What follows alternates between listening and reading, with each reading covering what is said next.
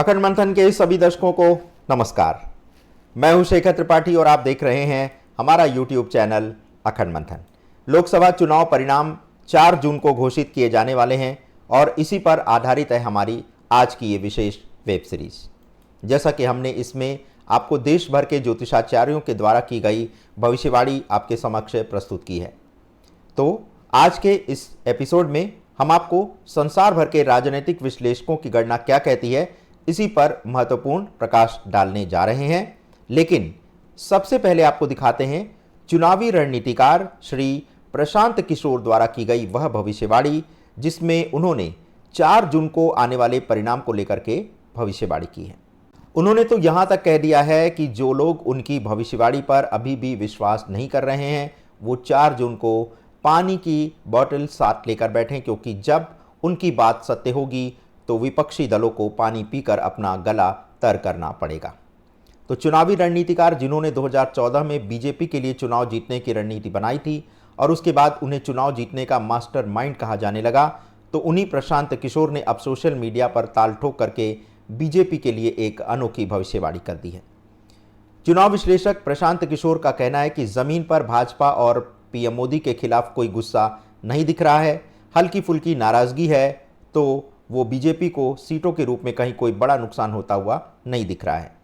वो कहते हैं कि अगर बीजेपी उत्तर पश्चिम भारत के अपने गढ़ में कुछ सीटें गंवा सकती है तो उसे दक्षिण पूरब में कुछ सीटों का फायदा भी हो सकता है।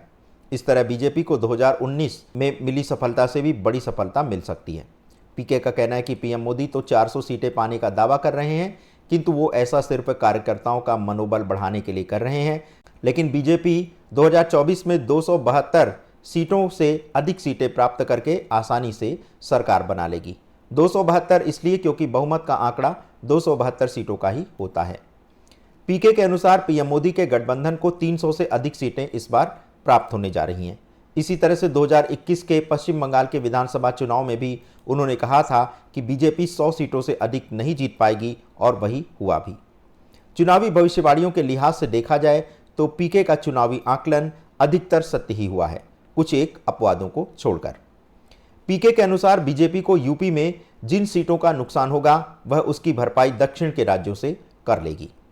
जबकि राजनीतिक विश्लेषक सलीम खान उर्फ राजेंद्र यादव ने 4 जून के परिणाम पर अपनी भविष्यवाणी प्रस्तुत करते हुए बीजेपी को 240 से लेकर 260 सीटें मिलने का अनुमान व्यक्त किया है और इसमें वे एनडीए की सीटों को मिलाकर ये आंकड़ा बहुमत के पार बता रहे हैं। इसमें उन्होंने एनडीए के सहयोगी दलों की सीटों का आंकड़ा 35 से 45 के बीच बताया है। तो यदि सलीम की भविष्यवाणी के सबसे निम्न सीटों के आंकड़े पर गौर करें तो उन्होंने कम से कम 240 सीटें मिलने की बात कही है और इसमें एनडीए सहयोगी दलों की 35 सीटें अगर मिला दें तो इसके अनुसार बीजेपी बहुमत के आंकड़े यानी 272 सीटों से 3 अधिक सीटें यानी 275 सीटें प्राप्त कर लेगी। तो लोकसभा चुनाव के परिणामों पर अपनी भविष्यवाणी के साथ ही साथ अब उन्होंने अगले वर्ष होने जा रहे बिहार विधानसभा चुनाव पर भी अपनी ज्योतिष गणना एक तरह से कर दी है। ज्योतिष नहीं, उनका एक जो चुनावी रणनीति है उसके आधार पर उन्होंने अपनी भविष्यवाणी की है। उनके अनुसार 2025 में बिहार में होने वाले विधानसभा चुनाव में पीके की पार्टी जन सुराज की सरकार बनने जा रही है। पिछले 2 वर्षों से वो जन सुराज अभियान चलाकर बिहार की जनता के जीवन को निकटता से परखते हुए अब स्वयं अपने लिए चुनाव जीतने की रणनीति पर कार्य कर रहे हैं।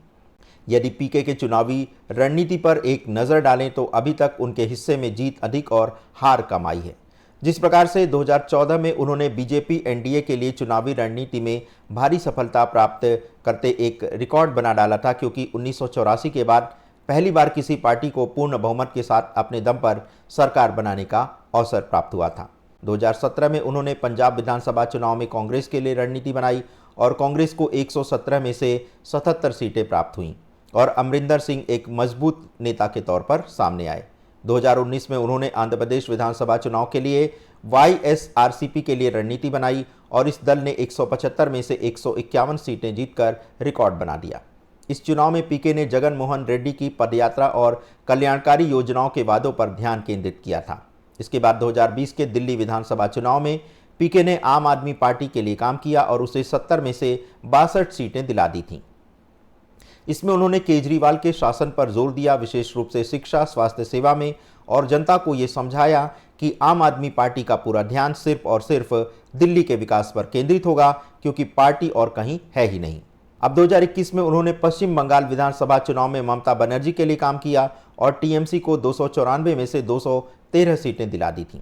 इस चुनाव में उन्होंने ममता बनर्जी के स्थानीय संपर्क, कल्याणकारी योजनाओं पर ध्यान केंद्रित किया और भाजपा के आक्रामक अभियान का जमकर मुकाबला किया। बीजेपी के दावे के उलट प्रशांत किशोर ने डंके की चोट पर कहा कि पार्टी को 100 सीटें से ज़्यादा नहीं प्राप्त होंगी, और सच में बीजेपी 77 सीटों पर ही सिमट गई। यद्यपि पश्चिम बंगाल में बीजेपी के लिए ये अब तक की सबसे बड़ी जीत थी।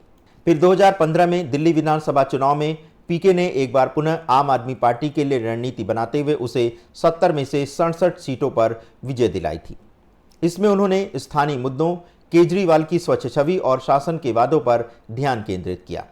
यद्यपि इस चुनाव में प्रशांत किशोर की भागीदारी सीमित थी। आपने मोटे तौर पर अपनी आंतरिक टीम को बम्पर जीत का श्रेय दिया। फिर इसके बाद 2017 उत्तर प्रदेश विधानसभा चुनाव में उन्होंने कांग्रेस और समाजवादी पार्टी गठबंधन के लिए काम किया और उसे 403 में से 54 सीटों पर विजय दिलाई। लेकिन इस चुनाव में वे बीजेपी के नैरेटिव का बेहतर ढंग से मुकाबला नहीं कर पाए। फिर भी कांग्रेस के छिटकते जनाधार को एक धार तो दी ही। इसी प्रकार से 2017 उत्तराखंड विधानसभा चुनाव में उन्होंने भारतीय राष्ट्रीय कांग्रेस के लिए रणनीति बनाई, लेकिन कांग्रेस 70 में से मात्र 11 सीटें ही प्राप्त कर सकी। फिर इसके बाद 2022 उत्तर प्रदेश विधानसभा चुनाव में पीके ने समाजवादी पार्टी के लिए काम किया और सपा को 111 सीटों पर जीत दिलाई, जबकि इसी चुनाव में बीजेपी ने 312 सीटें जीतकर सरकार बना ली। पीके ने समाजवादी पार्टी को 2017 की 47 सीटों के अनुपात में 2022 में 111 सीटें दिलाकर एक मजबूत जनाधार तो प्रदान किया ही। तो यदि पीके के चुनावी भविष्यवाणियों के आधार पर देखें तो इस बार लोकसभा चुनाव 2024 में भी उनकी भविष्यवाणी सत्य हो सकती है। तो अब इसमें किसकी बात कितनी सत्य होती है, इसके लिए करनी होगी हमें 4 जून की प्रतीक्षा। इसी सीरीज में एक नए एपिसोड के साथ हम मिलते हैं आपसे थोड़ी ही देर में। तब तक के लिए हमें अनुमति दें। धन्यवाद। नमस्कार।